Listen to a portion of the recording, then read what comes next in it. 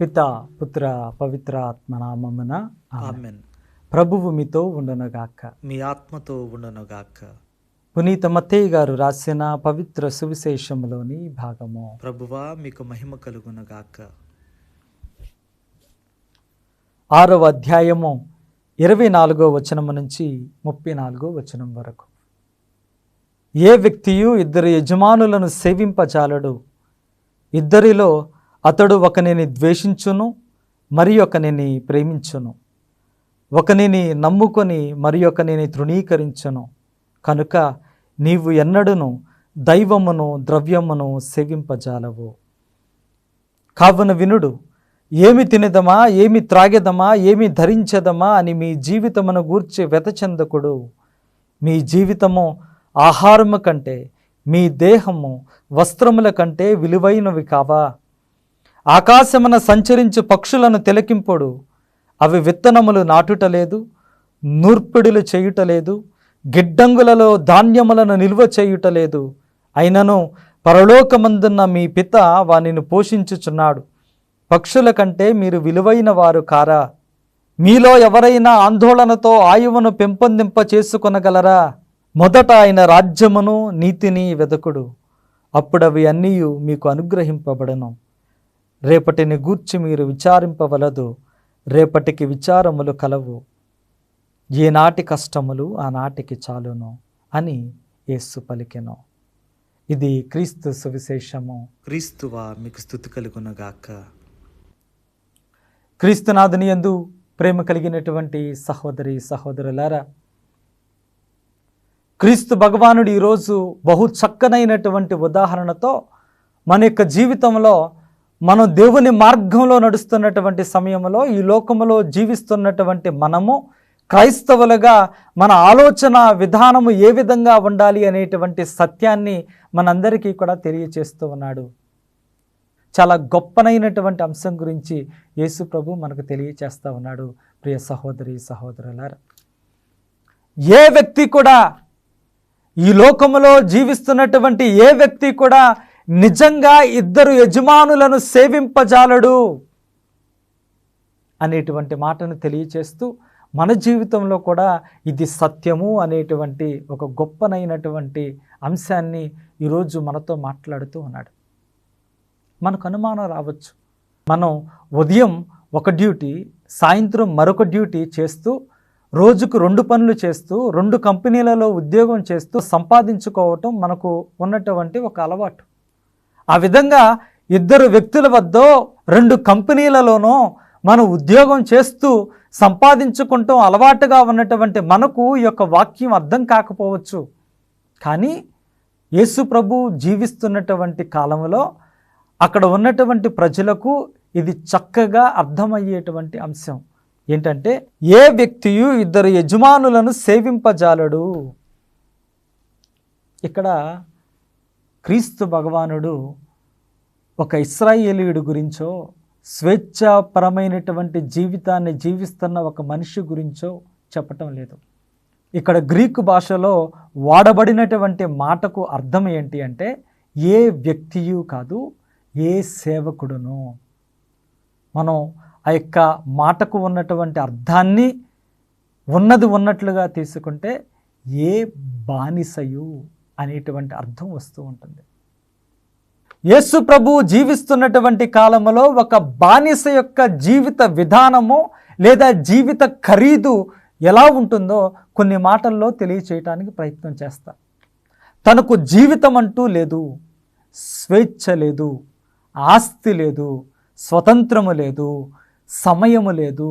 తనకున్న సర్వము కూడా యజమాని సొత్తు. తన సమయము కావచ్చు, తన యొక్క ఆరోగ్యం కావచ్చు, తనకున్నటువంటి నైపుణ్యాలు కావచ్చు, తనకున్నటువంటి ఆలోచనలు కావచ్చు, సర్వము యజమానుని సొంతము. యజమానుడు వెలపెట్టి ఆ యొక్క వ్యక్తిని కొనుగోలు చేసుకున్నటువంటి సమయంలో ఇక ఆ బానిస మనిషి కాదు, వస్తువుతో సమానము. యజమానుడు ఇష్టానుసారము ఆ వస్తువును వినియోగించుకోవచ్చు. ఆ వస్తువు లేదా బానిసను వినియోగించుకుంటున్నటువంటి క్రమములో ఆ యొక్క యజమానుడు ఒకవేళ ఆ బానిస నచ్చితే చక్కనైనటువంటి స్థాయికి, నచ్చకపోతే అతఃపాతాళానికి తొక్కేటువంటి హక్కు యజమానునికి ఉంది. ఆఖరికి ఆ యొక్క బానిసను చంపివేసినా కానీ అడిగేటువంటి వాడే లేదు. ఆ బానిసకు యజమానుడు ఒక్కడే ఉంటాడు. ఆ యజమానుని మాటే ఈ బానిస యొక్క బాటగా మారుతూ ఉంటుంది. ఈ వ్యక్తి గురించి, ఈ బానిస గురించి యేసు ప్రభు మాట్లాడుతూ ఉన్నాడు. ఏ బానిసకు ఇద్దరు యజమానులు ఉండరు, ఒకే యజమాని. అయితే ఇతడు లేదా అతడు అంతే అని మాట్లాడుతూ యేసయ్య మనందరికీ కూడా ఇస్తూ ఉన్నటువంటి గొప్పనైనటువంటి సందేశం. యేసు ప్రభు ఈ ఉదాహరణ తెలియచేస్తూ మనందరినీ కూడా యేసు ప్రభు ఈ యొక్క ఉదాహరణను ఇస్తూ మనందరినీ కూడా ఆలోచింప చేస్తూ ఉన్నటువంటి విధానము ఏంటి అంటే, మొట్టమొదటిగా మనం దేవుని గురించి ఆలోచించినప్పుడు ఈ యజమానుడిలాగా దేవుడు మనకు జ్ఞాపకం రావాలి. ఈ మాట మనకు తెలియచేస్తూ ఉన్నటువంటి సత్యం ఇదే. సర్వం దేవుని సొంతం, సర్వము ఆయన ఆధీనములోనే ఉన్నవి అనేటువంటి ఆలోచన ఎల్లప్పుడూ మన మనస్సులోనే ఉండాలట. పవిత్ర గ్రంథంలో కూడా అనేక చోట్ల ఇదే ఆలోచనను చూస్తూ ఉంటాం. ఉదాహరణకి కీర్తనల గ్రంథము 24వ కీర్తన 1వ వచనం చూసుకున్నట్లయితే, భూమియు దాని మీద ఉన్న సమస్త వస్తువులు ప్రభునవే, ప్రపంచమును దాని యందు వసించు అన్ని ప్రాణులను ప్రభువునకు చెందినవే అని మనం చూస్తూ ఉంటాం. ప్రియ సహోదరి సహోదరులారా, ఇదే రకంగా నూతన వేదంలో యేసు ప్రభు ఇచ్చినటువంటి ఉదాహరణలలో మనం చూస్తూ ఉంటాం.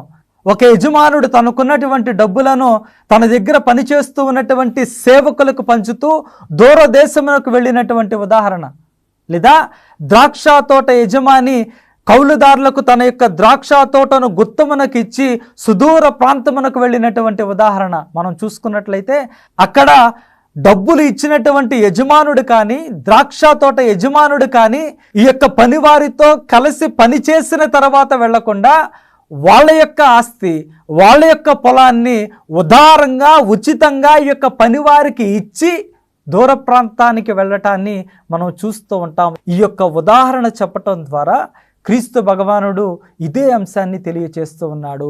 సమస్తమునకు సర్వమునకు ఆధారము ఆదరువు ప్రభువే, సర్వము ఆయన ఆధీనములోనే ఉండును. ఈ సత్యాన్ని ఈరోజు క్రీస్తు భగవానుడు మనకు తెలియచేస్తూ ఉన్నాడు. ఇది తెలియక, ఇది అర్థం కాక మనం మన యొక్క సొంత ఆలోచనలతో చేసేటువంటి తప్పులు ప్రియ సహోదరి సహోదరులారా, బాహాటంగా క్రైస్తవులము, ఈ యొక్క ఆలోచనలతో జీవించేటువంటి వాళ్ళము అన్నటువంటి మాటలు తెలియచేసినా కానీ, అనేటువంటి మాటలు పలుకుతూ ఉన్నా కానీ, మన మనస్సుల్లో నిజంగా మనము దేనికి ప్రాధాన్యతను ఇస్తూ ఉన్నాము అంటే, మనం ఈ ద్రవ్యానికి, ఈ లోకపు ఆలోచనలకు అనేటువంటి సత్యం మనందరం అంగీకరించవలసినదే. దేవుడు తెలియచేస్తూ ఉన్నాడు, ఎప్పుడైతే సృష్టి మీదకు నీ యొక్క మనస్సు మళ్ళిందో అప్పుడు నీవు సంపూర్ణమైనటువంటి మనస్సుతో సృష్టికర్తను ఆరాధించలేవు. దీనికి కారణం, మనం సృష్టికర్తను ఆరాధిస్తున్నటువంటి సమయంలో మన మనస్సుల్లో మెదిలేటువంటి భావన, అయ్యా సమస్తము నీదే, ఈరోజు నాకు ఇవి ఉన్నాయి అంటే నీవు ప్రసాదించినటువంటి దానమే. దేవా, నేను నీ మీద ఆధారపడుతూ ఉన్నా, నాకు వీటిని ప్రసాదించవా అనేటువంటి ఆలోచన నుంచి ఒకవేళ అవి నీకు వస్తే, ఆహా ఇంత చక్కనైనటువంటి ఆస్తి నాకున్నది కదా, కాబట్టి నేను నచ్చినటువంటి విధంగా బ్రతకొచ్చు, నన్ను ఆపేటువంటి వాడు, అడ్డుకునేటువంటి వాడు లేడు అనేటువంటి ఆలోచనకు వచ్చేస్తూ ఉంటాం. ఈ ఆలోచనతో మనం సృష్టికర్తను ఆరాధించలేము. ఈ లోకంలో సకల బాధలకు ఈ యొక్క ఆలోచన విధానమే కారణం. యేసు ప్రభు జీవితాన్ని ప్రియ సహోదరి సహోదరులారా ఒక్కసారి గమనించండి. యేసు ప్రభు జీవితాన్ని చూసినప్పుడు నాకు వచ్చేటువంటి ప్రధానమైనటువంటి ప్రశ్న ఇదే. ఎలా బ్రతికావయ్యా? ఎలా జీవించావు? అంత ఆనందంగా, అంత ఉన్నతంగా, అంత ధైర్యంగా నీవు ఎలా బ్రతికావు నాకు అర్థం కావట్లేదు. మాకు ఇంత డబ్బు ఉన్నా, బ్రతకటానికి చక్కటి ఇల్లు ఉన్నా, వేసుకోవటానికి ఇంత మంచి దుస్తులు ఉన్నా, మాకు అనుభవించటానికి ఈ యొక్క ఆస్తిపాస్తులు ఉన్నా, సంపాదించుకోవటానికి చక్కనైనటువంటి ఉద్యోగం ఉన్నా, ఇంకా మాకు సరిపోవటం లేదు. ఎలాగైనా కానీ ఈ యొక్క ఆస్తి, ఈ యొక్క డబ్బు వస్తే బాగుండా అని చెప్పి మేము ఆలోచిస్తూ ఉంటే, ఇల్లు లేదు, ఆస్తి లేదు, ఒక ఊరిలో ఉండటం లేదు, పట్టుమని ఒక ప్రాంతంలో ఒక చిన్న గుడిసె వేసుకుని అందులో బ్రతకటం లేదు, నచ్చినటువంటి ప్రాంతానికి నడుచుకుంటా వెళ్ళి ఆ యొక్క చెట్ల కింద, సరస్సు కింద, ఇతర ఇళ్లల్లో కూర్చొని బ్రతుకుతున్నటువంటి నీవు ఎలా బ్రతికావు? అంత ధైర్యంగా ఎలా ఉన్నావు? అంత ధైర్యంగా నీ జీవితాన్ని దేవునికి ఎలా అర్పించగలిగావు? అంత సంతోషంగా నీవు పరిచర్య చేసినటువంటి సమయంలో అన్ని ప్రాంతాలకు ఎలా వెళ్ళగలిగావు? ఆస్తి లేదు అనేటువంటి భయం లేదా? నాకు డబ్బులు లేవు అనేటువంటి ఇబ్బంది నీలో లేదా? లేదా ఒక మంచి ఇల్లు కావాలి అనేటువంటి ఆశ నీకు లేదా? ఆస్తి సంపాదించుకోవాలి అనేటువంటి ఆలోచన నీకు కలగలేదా? నాకున్నటువంటి ప్రధానమైనటువంటి ప్రశ్న ఇదే ప్రియ సహోదరి సహోదరులారా. బ్రతికి చూపించినటువంటి వాడు యేసయ్య. ప్రభుని మీద ఆధారపడితే, ప్రభుని మీద నమ్మకంతో నేను బ్రతకగలిగితే నా జీవితం ఈ రకంగా ఉంటుంది.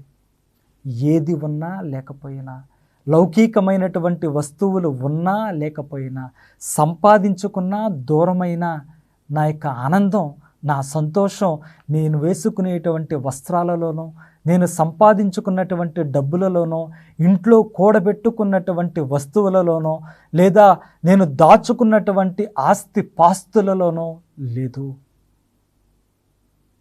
నా ఆనందం, నా సంతోషం ఏ సమయంలోనైనా కానీ నాకు అవసరమైతే నా దేవుడు నన్ను ఆదుకుంటాడు, ఆయన నాతో ఉన్నాడు. జీవితంలో అవసరం ఉన్నటువంటి సమయంలో నేను నా దేవుని వైపు చూస్తూ, దేవా నాకు ఈ అవసరం ఉన్నది అని పలికినప్పుడు ఆయన తన చేయి చాచి నా అక్కరకు వస్తూ నన్ను దీవిస్తాడు అనేటువంటి ప్రగాఢమైనటువంటి నమ్మకం, విశ్వాసమే నన్ను నడిపిస్తూ ఉంటుంది.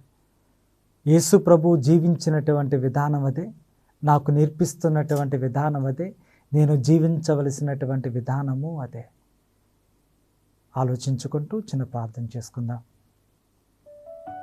కృపా సత్య సంపూర్ణుడా, ప్రేమ కలిగినటువంటి తండ్రి, నీ యొక్క బంగారు పాదాలకు స్తుతులు స్తోత్రములు. దేవా, ఈరోజు నీవు మాతో మాట్లాడినటువంటి విధానాన్ని జ్ఞాపకం చేసుకుంటూ, దేవా ఈ యొక్క జీవితంలో లోకానుసారము జీవించకుండా, లౌకికమైనటువంటి ఆలోచనలతో లోకము ఇస్తూ ఉన్నటువంటి ఆనందాలలో కాకుండా, కేవలము నిన్ను మాత్రమే అంటుపెట్టుకొని, నిన్ను మా యొక్క రాజుగా, నిన్ను మా యజమానుడిగా మాతో నిలుపుకుంటూ, మేము సంతోషంగా నీ మార్గంలో నడుస్తూ, ప్రగాఢమైనటువంటి విశ్వాసంతో నీ బిడ్డలుగా జీవించేటువంటి భాగ్యాన్ని మాకు ప్రసాదిస్తూ దీవించమని ఈ మా మనవులను మా ప్రభువైన యేసుక్రీస్తు పవిత్ర నామంలో అడిగి వేడుకుంటూ ఉన్నాము తండ్రి, ఆమేన్. ప్రభువు మీతో ఉండునగాక, మీ ఆత్మతో ఉండునుగాక. సర్వశక్తి గల సర్వేశ్వరుడు పిత, పుత్ర, పవిత్రాత్మ మిమ్ములను దీవించి కాచి కాపాడునగాక, ఆమేన్. గుణదల మాత మా ఆశ్రయం, కరుణామయీ నీవే మా జీవనం, విజయవా